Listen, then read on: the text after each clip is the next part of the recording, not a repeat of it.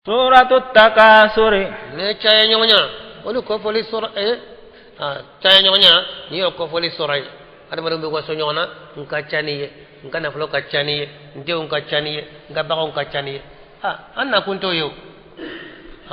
Na kunye kala do ka kelembatu. Ka chiden do ka tuano fe batu chora. Abana. Nka chaya nyonya amano dale mo be waso nyona. Nka chaniye. Ko sura de ni Makiyatum. makan sura do ajigna kacidan to makan sigila Wa ayatuha ada kurnya ujate ثمانية. ada kurnya shege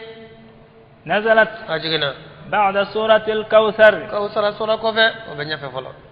بسم الله sura ndam nani ala to الرحمن alam yahina la bolen tigiye الرحيم. alam yahina kala len tigiye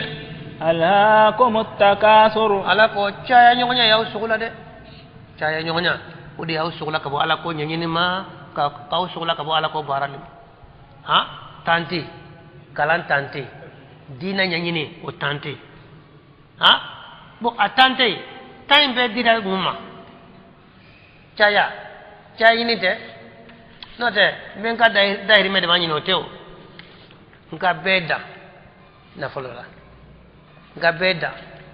bagana nka beda dula ibe beda wa foka tisa ite beda yake choko be chama chadela ibe do nye do fana binye wala ko awani chaya nyonya inde yawu dande ninde yawu sugula de حتى زرتم المقابر. fo atara kaburu jura koroye fo atara sakado kaburu kono ibe to ni nyini ni ndela nga fara nyonga ibe to la ibe sakado kaburu kono natati fada ciden ko sallallahu alaihi wasallam ko niye awa ko sanuji niya ko di hada mademma alana ta akake ko fla ko foyti hada made nda fa fo bo ni dara bo la domina abar no te ka fara made ya ka fa ne ko alhamdulillah rabbil alamin ne mi so sa oberne bo ay ibi sheke ito mai be ka jatala ko fente nebul be jone da atala yara tigo ni ko ma patron ba on te patron ko patron be taballa mon sigle be taballa ba patron sigle ni ne patron ni ko tabal tigo ko patron ba patron be manga sangol mbanda hirme de ni on te patron ni ni sra manga sangol ni ko patron patron ti ande idini tugu de patron ambe bita tawlu de bu edi sero ma te patronye dico patron on te patron nindo be na tada eleno be yereke fitinin tigiye wa saya ni sara dom na de na tabe fa no te hada wade na tati fa ni chaya yoye ni ndi aw soxla كلا سوف تعلمون. ala ko toran na fatarat wala doko ko madna kaw qabla fla de bla la nyona awa ninga nyogon soto anka kabla ka chana ye kwa ya unde ka chana ye tora ka nyogon jate fu ye nyine mo jate katla awa otla kata awa aburu jate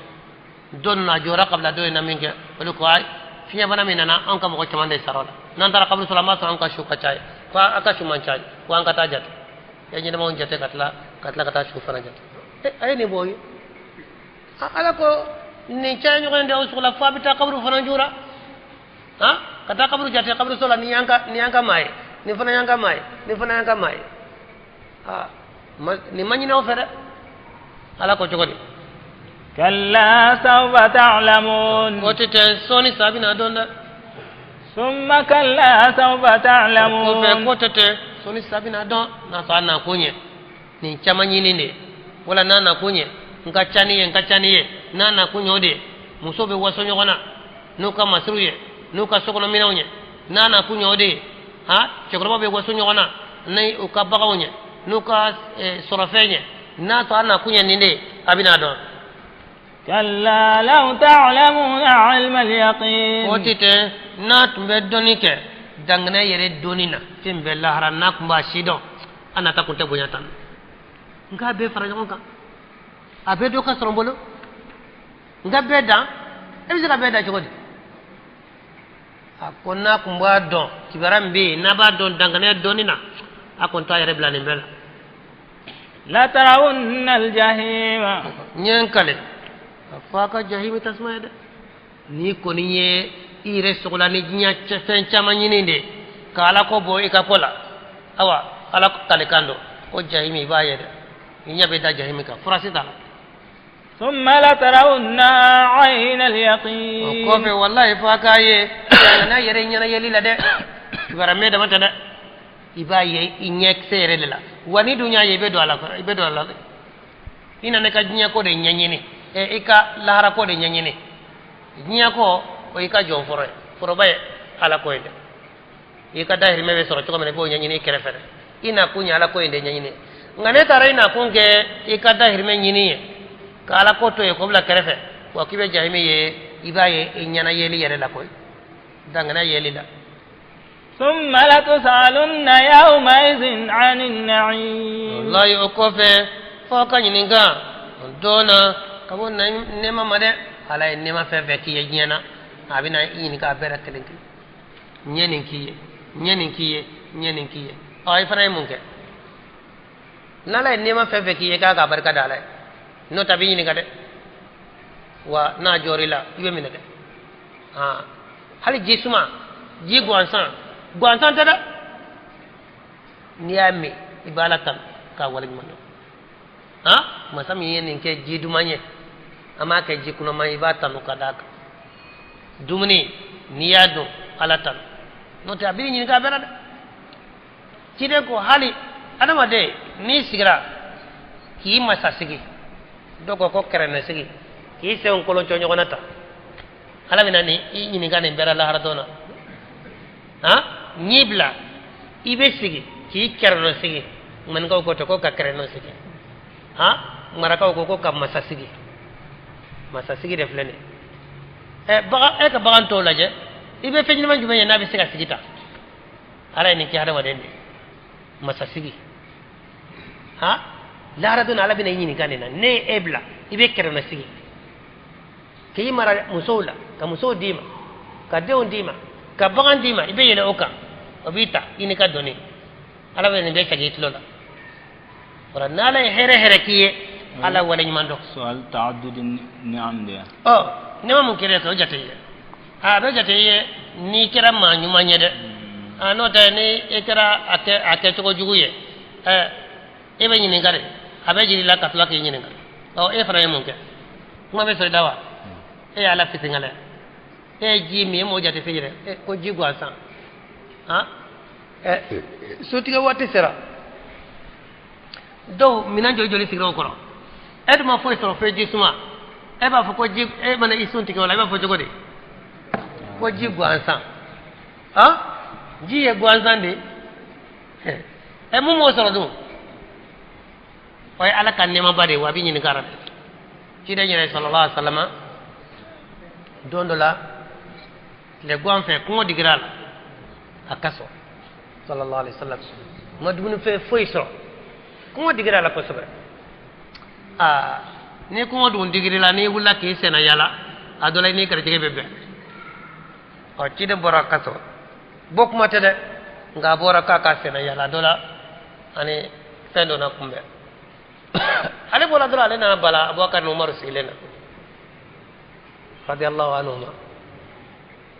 akasa baflay ale ko mamudi ya ubu akaso ni watina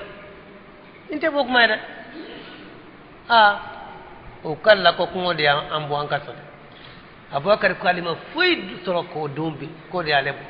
umar fanan kote cire ire kala wa min ya ubu akaso de fanan bokoy dunta de re maso cire ko masa ko wa aina ngata cidem la lunye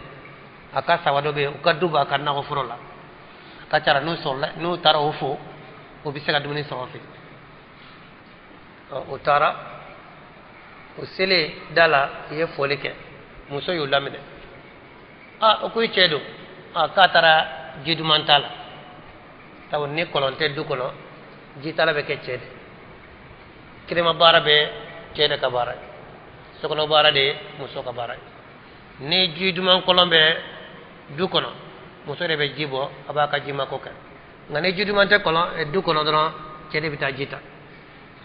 bo ceen ko tara jita la ko ka tara jidu mantala ha ku ka bismillah aw kono nana dro nyambe cere na tola ha cenya daru kaminke cide sallallahu alaihi wasallam ana bakara numero ako alere kale nyogon na jatigite dukulo kabe ala hera bakale de cide na ka sababu fulale kaso aye fereke ka bismillah yoro jirawla o sigla o ye nyogon fo aye beseta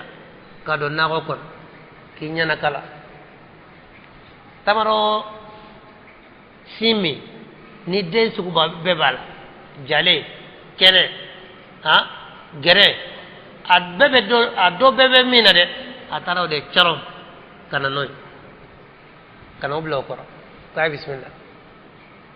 cidan ko munay ma beke façon kele siakele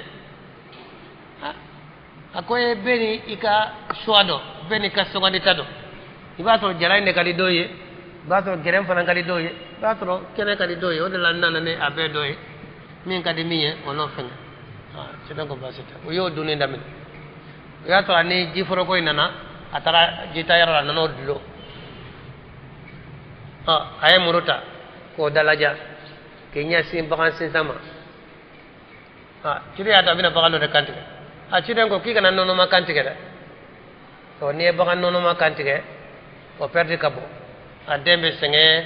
bo nono min kumbe biri fana o betige aye bakan do kantige ko labe